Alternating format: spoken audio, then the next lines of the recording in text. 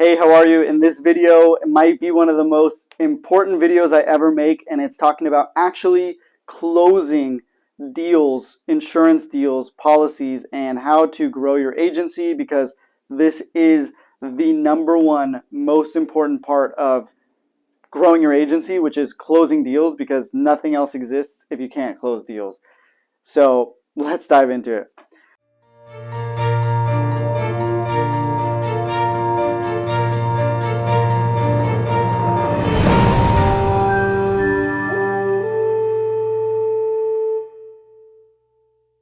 All right, so I'm going to start off by addressing the number one thing that is the boogeyman of insurance is objections and the fear that you get when you get an objection. A lot of times that's what you need to address first, is like the fear that you're feeling in that moment when somebody says, let me think about it, let me talk to my wife, let me talk to my business partner, I'll get back to you. And then that's the moment where you're in the close. There's a difference between presenting policies. You could be the best presenter, email typer, quote preparer, business meeting guy, networker. You could be the best in the world at that. But if you can't close when it's time to get the actual money, and it's time to say, when the guy's like, let me think about it, it looks good, let me run it by my wife.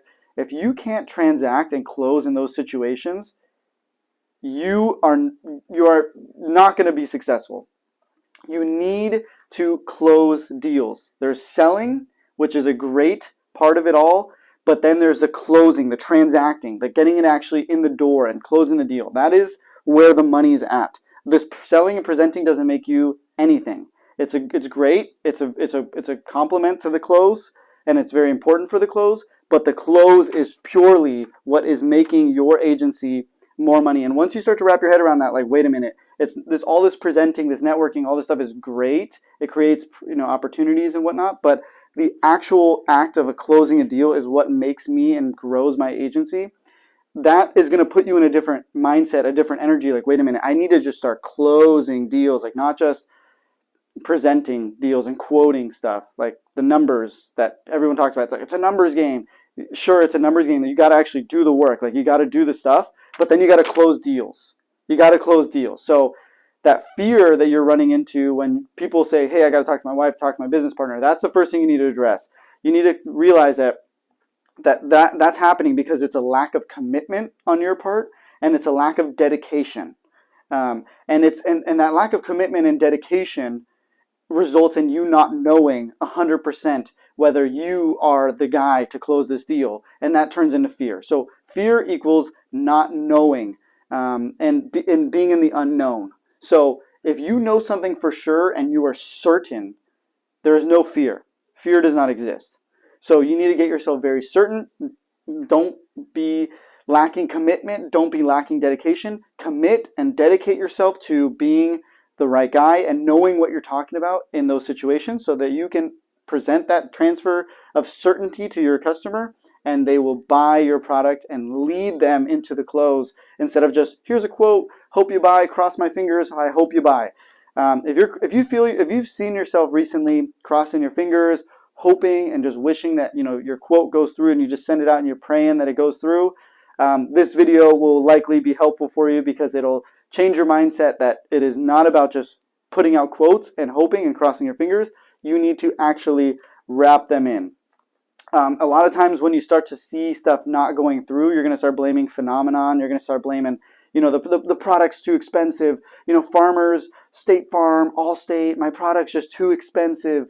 You're going to start saying these customers just suck. They just don't buy. They screwed me over. Or the underwriter, the damn underwriter, Cindy, she always gets me, that damn underwriter. She always declines my stuff. It is not the underwriter, it is not the product, and it is not your customer. It is purely up to you. Like, you can make it work and you can make it happen. And once you start to commit and you understand that it is your fault 100%, and take accountability that whether clients go through and they don't go through, that is up to you. You must see that close happening. You must visualize it happening from the beginning to the end, and be prepared and arm yourself with an arsenal ready to go for different objections, because you're going to be faced with resistance no matter what. no matter what in this business, you're going to be faced with resistance, and you need to be prepared to overcome those objections. The wife close, if they say, I got to talk to my wife, I got to talk to my business partner, I got to think about it. These are kind of very common, very similar things that all you need to do is just prepare a couple of those. Even just have a couple of them. You never want to repeat them, but just know that you have a couple in your belt and toolkit that you're ready to go and say, Mike, I totally understand that you want to talk to your wife. Does she know you're shopping for a quote right now? Great. Mike, yeah, she knows that. Yeah, Chris, she knows I'm shopping. Great, Mike. Real quick, does she approve of the current policy that you have? Yeah, Chris, she does. Well, Mike, look, we got you a better product. We got you a better price. I guarantee you, Mike, she's not going to be mad about you getting a new policy that's actually better quality, better price. Let's get this going for you, Mike. Let's just get this off your plate so you can worry about more important things, and I'm sure your wife is going to be very happy with you. So that's just like a little thing that you can do. Like when you hit the wife, try, at least at the very minimum, go and just try to overcome the objection. Because a lot of times, objections aren't really objections. They're not just saying, no, I don't want the product. They're just complaining. Like, I got to talk to my wife. The price is too high. Totally understand, Mike. The price is too high, but you need it. Let's get this going for you. It's like, I'm acknowledging his concern about the price being too high, but I'm leading him back to like, Mike, we got to get this going. You need this product. So, Mike, I hear you, but let's get this going. You need the product. Let's get this going. And you do it with a can-do attitude. You don't just do it like, Mike, you need it. Let's get this going. Like you say, like, Mike, I hear you. I completely understand. I know it's expensive. Now let's get this going. Like, we can do this, Mike. It's not going to kill you. Let's get this going for you. So it's that can-do, positive, tone and energy that you're going through. Like, we can do this, Mike. And if you feel that you can do this, you can keep closing these deals and working with people. People are going to feel that too. Like, you know what? We can do this. Let's get this going. Let's get these policies going. So that's the main thing. The harsh reality is if you don't close, you lose, and that there's, it's either you win or you don't. And it's simple as that. So it's pretty black and white. There's no middle. Like, if you close the deal, you won. If you don't, you lose. And you're losing if you're not closing deals. And not only you, your family, your employees, your team, your agency, your prospect is not getting the product that they deserve and they need because you were the resistance, you were the barrier between them and the deal. And once you start to commit to that and you start to feel that emotional, you start to feel compelled emotionally, like, wait a minute, my family loses if I don't close this deal. My prospect loses, my team loses, like everybody loses. It's going to catapult you with the energy you need to start really closing these deals and getting them to go through. And just remember, like, pressure is not bad always. Pressure is actually good in these situations. And with a can-do attitude, like, you follow up consistently, you check in with them, and do not think that pressure is not bad. Like, we're told and growing up that we shouldn't pressure people. We shouldn't get people to act upon, following up because we've been told our whole lives and we've been trained to not pressure people. But really, a great way to overcome this is, Mike, please do not mistake my confidence, my enthusiasm, and my, persistency in my product for pressure. It's not pressure, Mike. I'm just confident, I'm enthusiastic, and I am persistent, and I'm following up with you because I think you need this. I believe it's the right product for you. Now, Mike, let's get this going for you so we can get it off your plate and you can focus on more important things. That's one of my favorite closes. I like to say, like, hey, let's get this off your plate so you can focus on more important things. And please, Mike, don't mistake my enthusiasm, my confidence for pressure. It's really, I'm just here because I want to do what's right for you as an insurance advisor. And that's pretty much it. You got to stay calm in those situations. If they do react, which is rare, and a lot of times that's kind of leading back to where I started, the fear. Like, we're afraid that people are going to react and like yell at us or something. It's actually very rare. They don't actually react negatively, and at times possibly they do. And in those situations, the best thing to do is completely stay calm and poised in those situations, because it actually empowers you back to lead the conversation as a composed, calm individual, and actually gets you closer to closing the deal. So I'll end it with this. A lack of belief can prevent you from going all the way. You need to believe on a deep, deep level that you know what you're doing.